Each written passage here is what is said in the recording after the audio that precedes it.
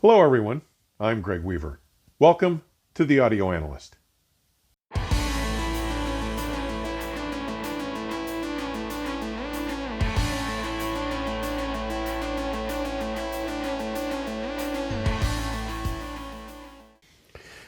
Today, I am going to recap the remarkable journey that this past year, 2023, has turned out to be.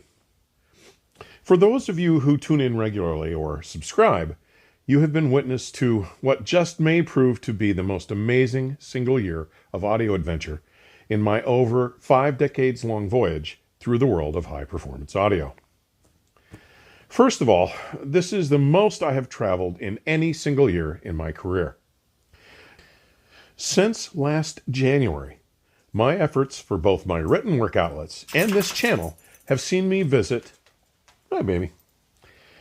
Orlando, Florida, Long Valley, New Jersey, Seattle, Washington, Rockville, Maryland, Aalborg, Denmark, Munich, Germany, and Vienna, Austria, among others. I've traveled just shy of 40,000 miles covering the industry that I've devoted most of my life to. From part 1 of the Magico Factory Tour on January 1st, through the contrast of accomplishments presented by Audio Group Denmark in the Jefferson Room at Capital Audio Fest, 2023 has also represented the most diverse and complete coverage I've been able to deliver here on the channel, with 13 showroom visits, 13 reviews or product introductions, 10 episodes of information or updates, 5 product launch or world premiere episodes, 4 conversations with industry leaders, 4 manufacturers' tours, and 2 musical-based episodes. My efforts have been rewarded over this past year by the addition of over 1,700 new subscribers, a number that has both been steadily growing and in an ever-increasing rate, with just over 250 joining in the past 28 days, bringing the total to nearly 4,500 now, and has seen viewers spend the equivalent of nearly 2 full years of their time watching episodes. One of the year's breakout successes was my foray into the second space concept. The acceptance of this new direction seems to have reached a large and appreciative audience. From the excitement stirred by the presentation of the Audience 1+1 monitors in E144, to the awareness raised by the introduction to the WIM family of streamers in E147, this looks to be a very welcomed and popular segment addition to the channel. I will continue to explore this avenue, presenting many more affordable, more real-life audio solutions, as well as pursuing vintage equipment treatments. But over this same period, by far, the most concern expressed by viewers has been the diminishment of my music-based content, in particular, the scarcity of my Guilty Treasure series. Don't worry, I've heard you, and those of you who have expressed concern will be pleased to learn that I will be returning my attentions to such episodes with a renewed focus on music, and for several particularly good reasons. As many of you may be aware, this past April, Rhino announced that they were gearing up to launch an exciting new premium vinyl series, Rhino High-Fidelity, with 2 classic titles to be released each quarter. It kicked off in mid-May with The Cars' self-titled 1978 debut and John Coltrane's 1964 Coltrane's Sound. Each of these specialized releases will feature lacquers cut by renowned mastering engineer Kevin Gray, are pressed on high-quality 180-gram vinyl by Optimal Media in Rubel, Germany, are packaged in beautiful high-quality jackets with tip-on glossy covers, and are limited to 5,000 numbered copies. Not only have I received 4 of these new, very impressive Rhino High-Fidelity releases to report on soon, but I'm working with Shorefire Media Senior Account Executive Grace Fleischer to set up a conversation with Kevin Gray about this exciting new project. Also, on September 13th, Atlantic Records launched an extensive multi-year campaign in celebration of its 75th anniversary.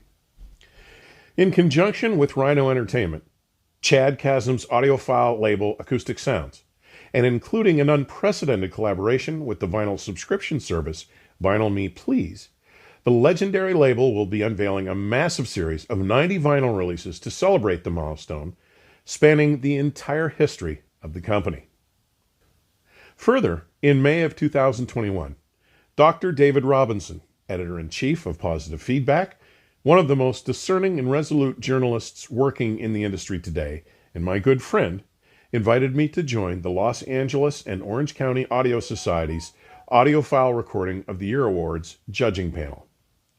The LA&OC Audio Society describes itself as the largest such society in the world, with over 2,700 members.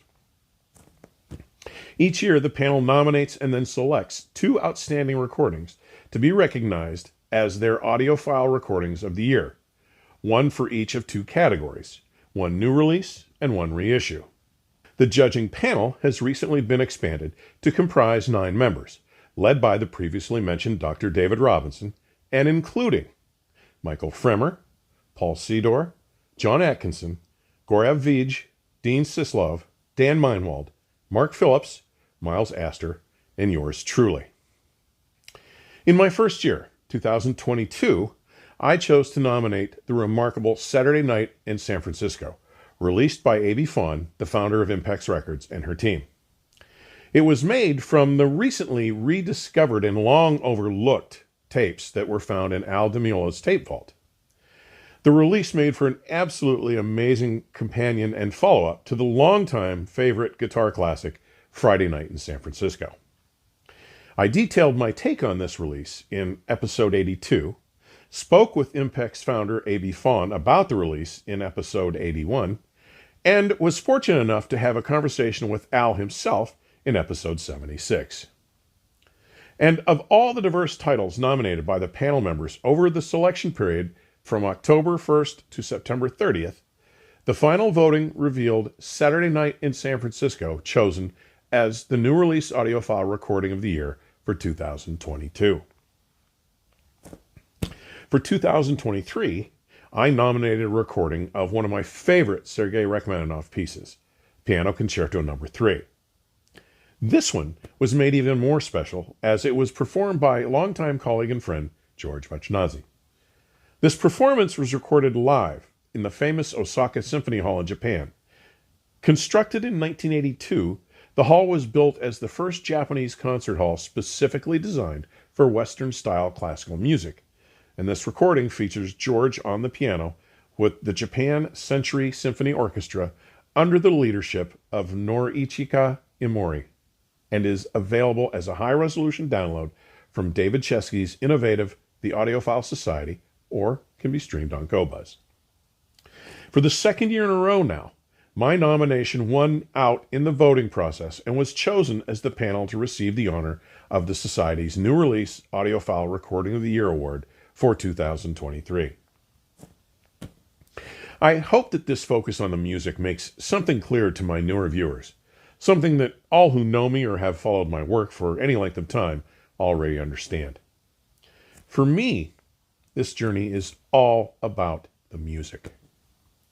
I do not relish parting with hard-earned cash to acquire the necessary machines and transducers required to deliver me the unparalleled beauty and enjoyment of the music that my system delivers every time I fire up an LP or file. Though there are those out there who seem to relish constantly churning gear, for me, the gear is merely an inescapable means to an end. It is the only way to get back to the performance in my own listening space. Finally, I'd like to share that there is a page at my site available from the left-hand menu called Viewer Feedback. This page allows me to highlight comments from viewers like you that reflect what my audience is taking away from my efforts with the channel.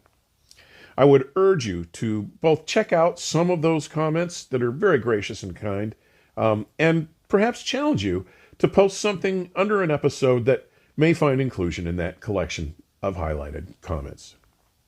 Before closing this week, and for the calendar year, let me add that my daily responsibilities, combined with my fulfilling the ambitions and commitments to my chosen avocation, conspire to keep me quite busy.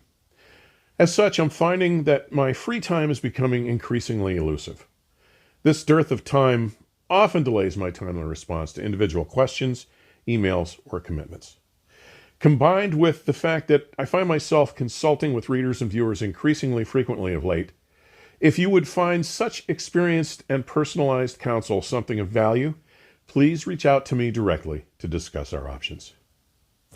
With that, I would urge you to take advantage of my companion website, where my sponsors' display ads will allow you to learn more about their products, and you will find answers to most of the common questions about my room, system, and setup, links to every article I've ever had published on the internet, and many that have appeared in print, and provide a deeper dive into my personal and industry history and my passions for music and film.